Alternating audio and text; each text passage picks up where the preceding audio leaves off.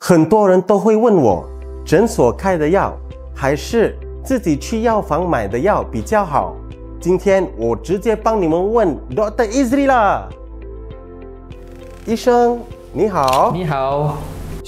医生，药房买的药跟你们诊所开的药一样吗？ Okay, good question. Sebenarnya banyak je ubat yang kita ada overlap.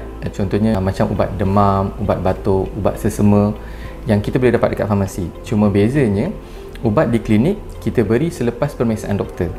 Dos yang diberikan mengikut berat dan juga keperluan pasien. And kadang-kadang ada juga ubat yang kita beri memang hanya doktor saja yang boleh bagi. Contoh macam antibiotik. 第二个问题，如果我自己去药房自己买药可以吗？ Kena tahu bila kena jumpa doktor. Contohnya salah beli ubat, salah dos ubat akan lebih memudaratkan lagi keadaan.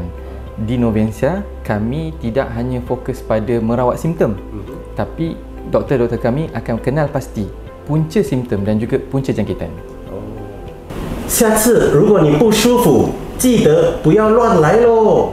如果有不确定的症状，先去看医生才是最安全的。 Kami di Novensia Klinik akan sentiasa membantu anda.